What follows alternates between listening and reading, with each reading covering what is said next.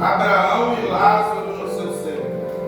E ele gritando disse: Pai Abraão, tende misericórdia de mim. Envia-me a Lázaro para que ele possa molhar a ponta dos seus dedos na água e refrescar minha língua, porque estou em tormento.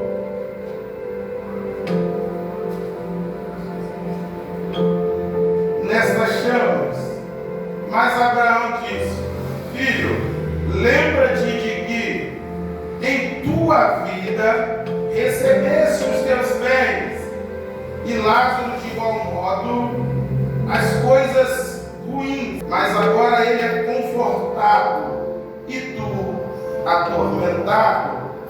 E além dessas coisas está posto um grande abismo entre nós e vós, de modo que quisessem passar daqui para vós, não poderia, e nem tampouco os de lá para cá. Então ele disse: Eu suplico, pois, ó Pai, ó Pai, que tu envies à casa de meu pai, porque eu tenho 5 irmãos, para que destes testemunho, para que eles não venham também para este tormento. Pode se sentar. Obrigado, obrigado.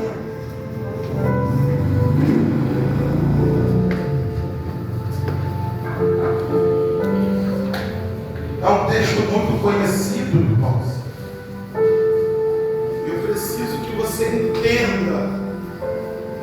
Nós estamos em guerra e as profecias, elas estão se cumprindo. E a vida do Senhor está próxima. Se você começar a fazer uma comparativa dos dias atuais, você não tem mais visto ninguém pregar sobre escatologia. Você não tem mais visto ninguém pregar sobre os fins do tempo. Por quê?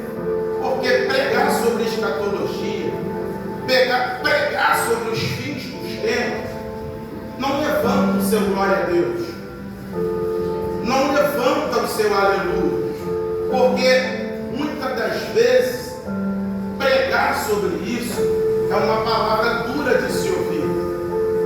Mas eu te chamo a atenção que é uma palavra libertadora. Aleluia. E quando nós entendemos que precisamos passar todos os dias de nossa caminhada pelo processo chamado processo de libertação, nós começamos a entender a importância dessas palavras.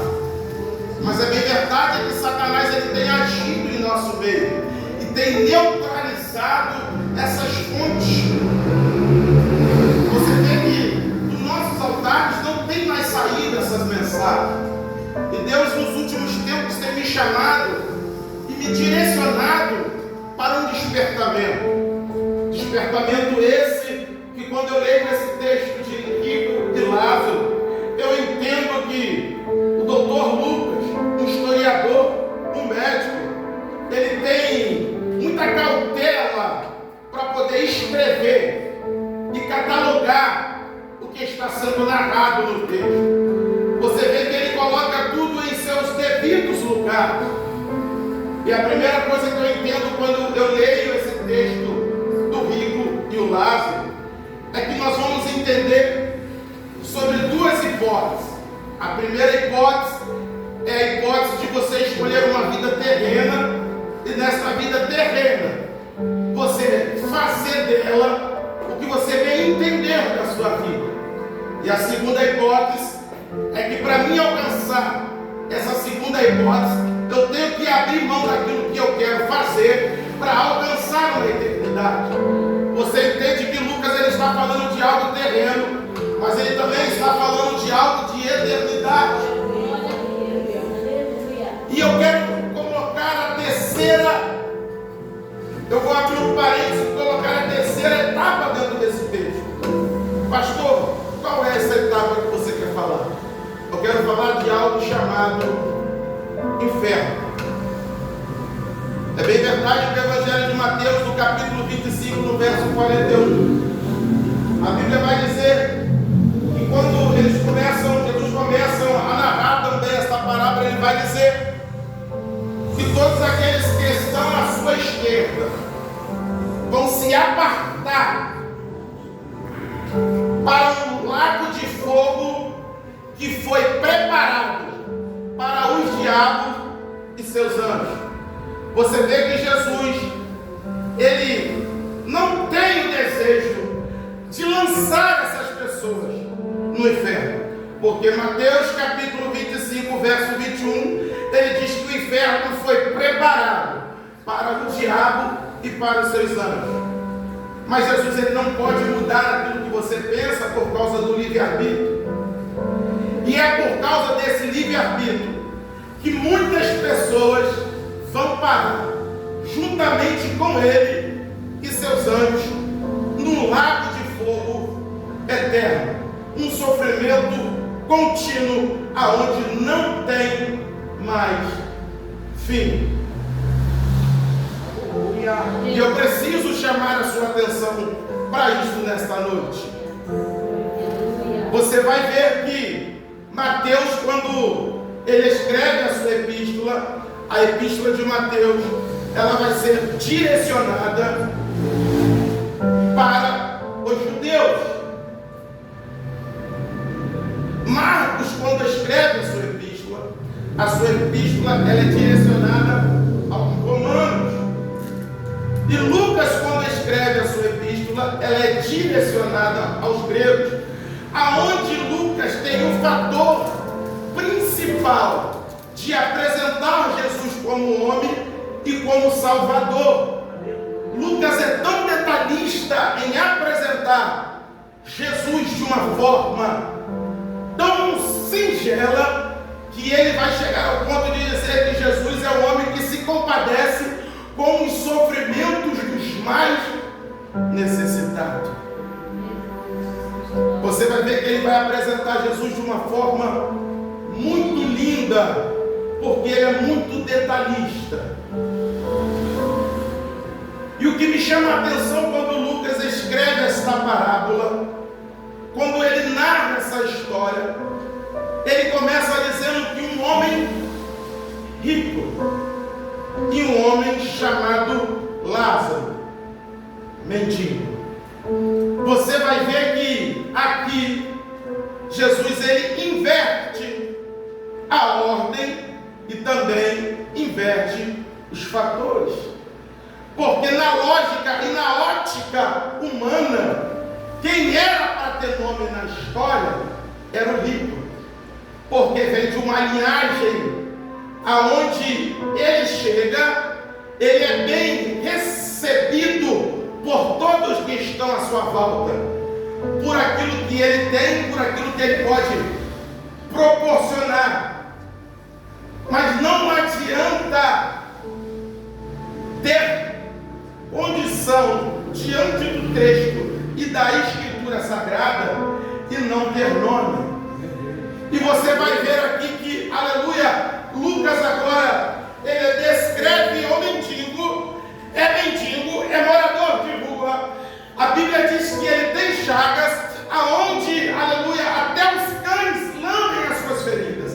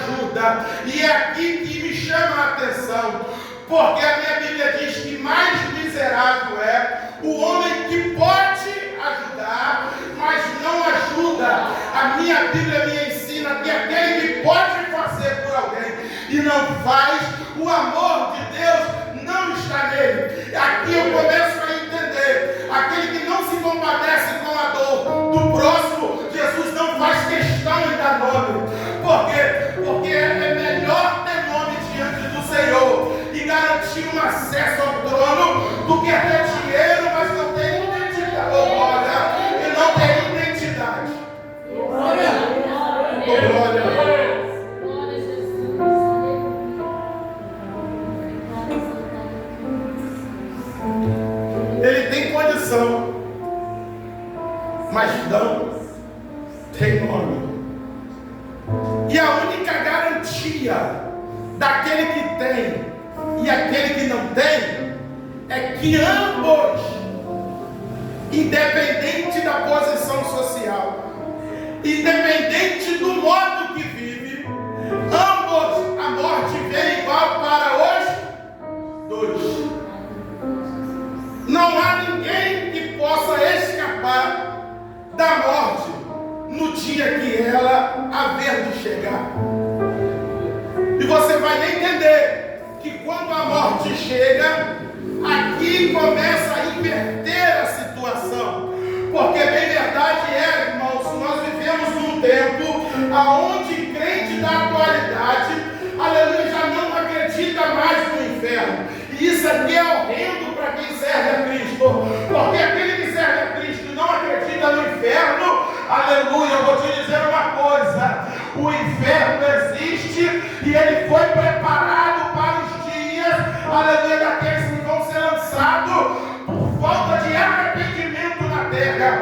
O rico vivia da forma que queria, fazia o que queria, aleluia, não se compadecia da necessidade do próximo. Mas quando a morte chegou para ele, chegou para Lázaro também.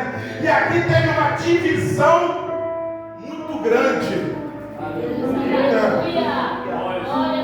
Teve uma divisão muito grande.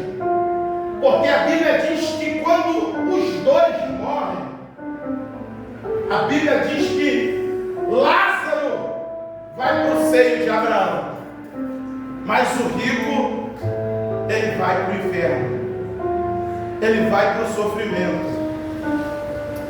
Isso aqui buga a minha mente,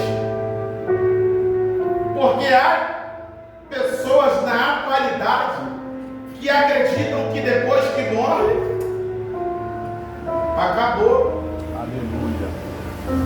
Então me explica, porque a Bíblia, ela é muito verdadeira em todas as etapas. A Bíblia é o único livro na face da terra que renova-se todos os dias em minha e a tua vida. A Bíblia diz que quando o rico morre, ele vai para o inferno.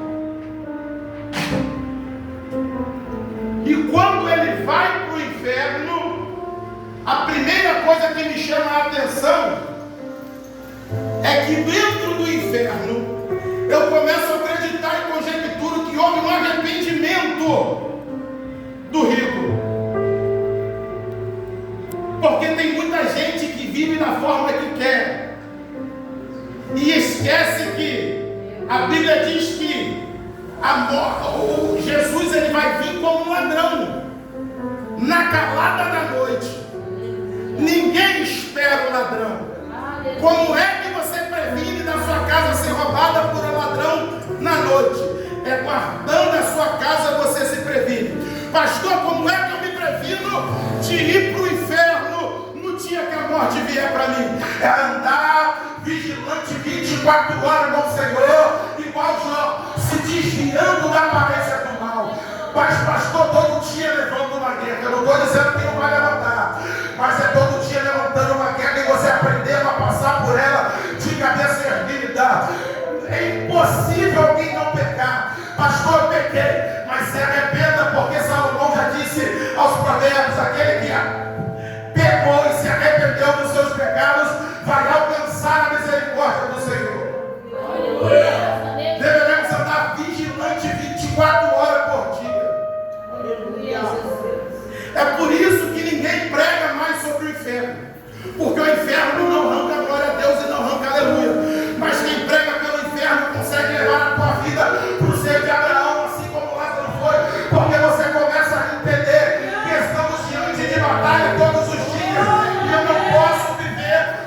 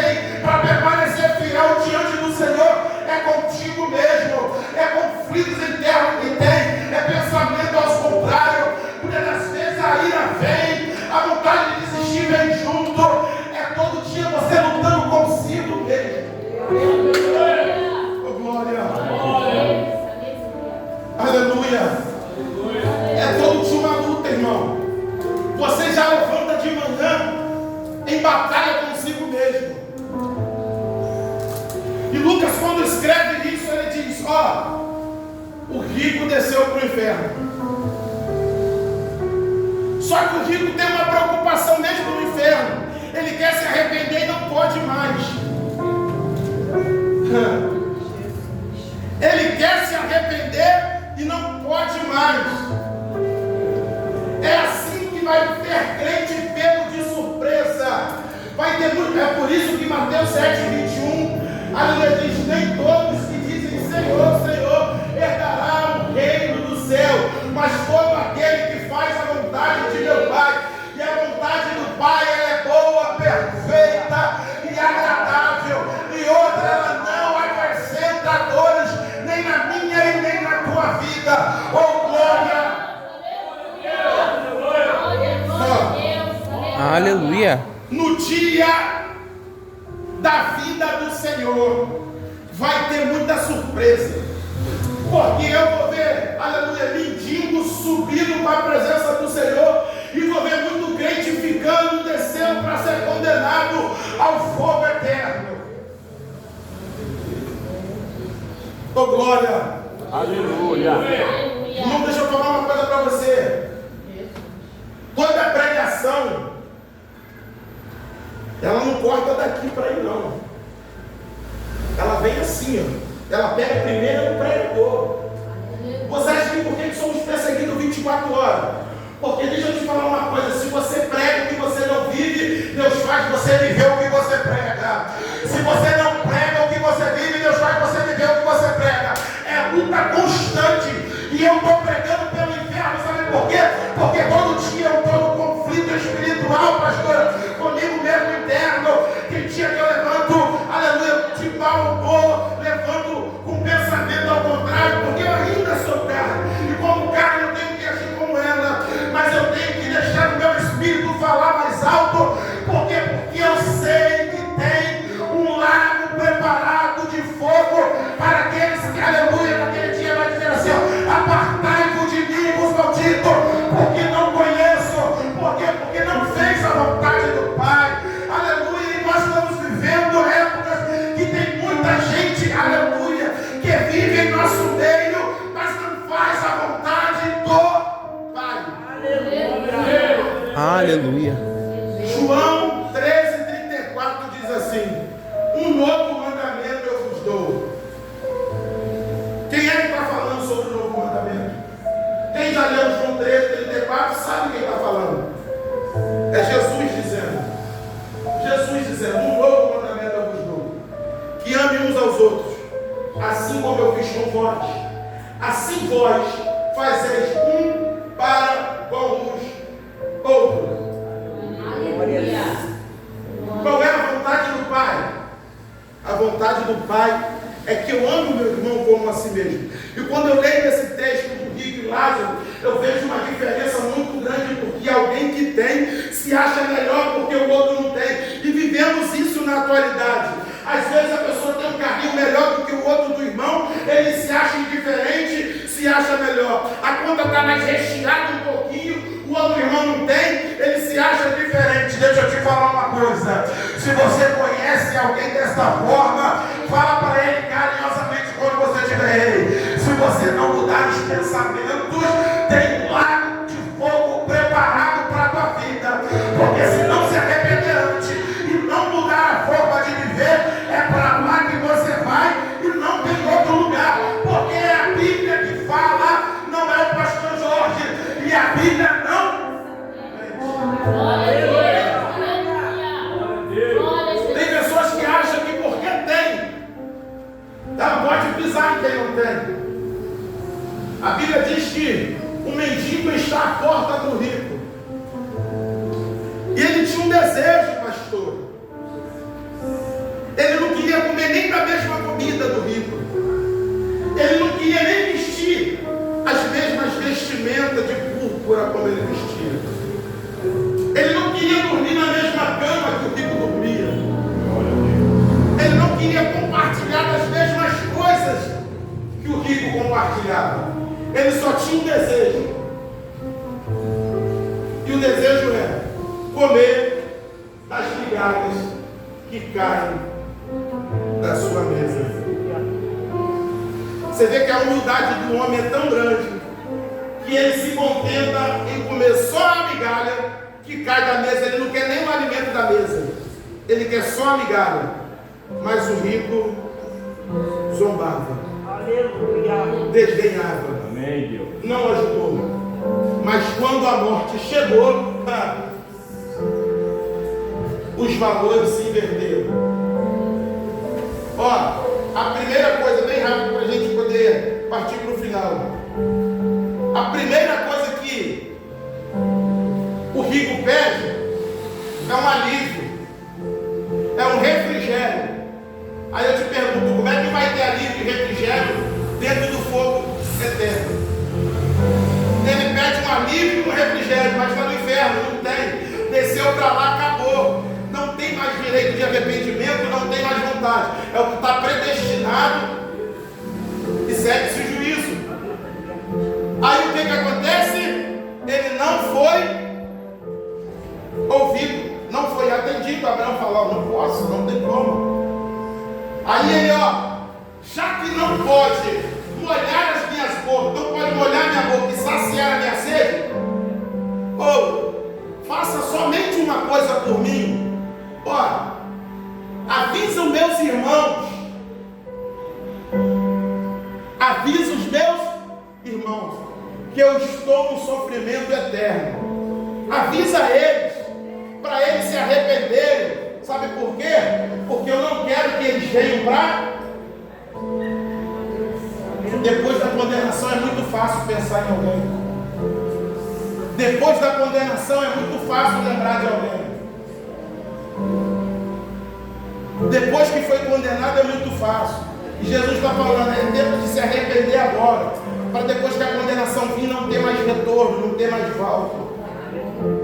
Depois que partiu, acabou, irmãos.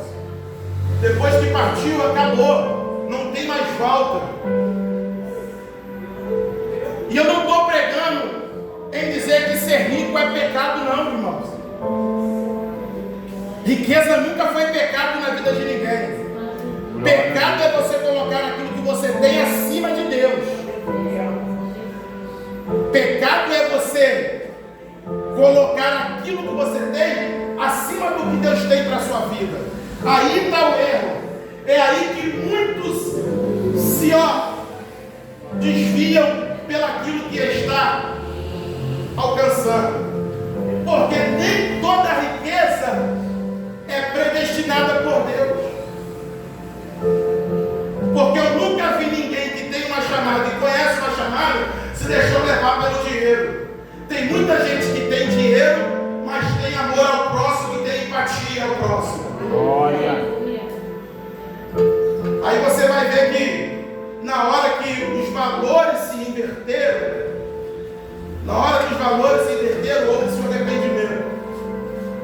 Aí o que me chama a atenção, que Lázaro no original é Deus me salvou. Lázaro no original é Deus me salvou. E deixa eu te falar uma coisa para você entender, eu já vou encerrar, não agora, pode até se colocar de pé. Aleluia. Nem todo sofrimento é punição de Deus. Nem toda ausência de prosperidade é predestinada por Deus. Deus, quando Ele tem algo para fazer na minha e na tua vida, Ele trabalha de forma que eu e você nunca vai entender. Mas eu quero que você saia daqui entendendo uma coisa. Não deixe, pode colocar de pé, irmãos. Aleluia. Não deixa para se arrepender amanhã, irmãos. E se você conhece alguém, fala para ele, fala para ela. A vida do Senhor está próxima. E Mateus 25:41 diz que está preparado para todos aqueles que não se arrepender, irmãos. Todos aqueles que não se arrepender. Saia daqui entendendo, irmãos. Saia daqui entendendo que o que Deus tem para mim e tem para a sua vida, Ele quer fazer hoje. Para você não se perder amanhã. Venha agradecer ao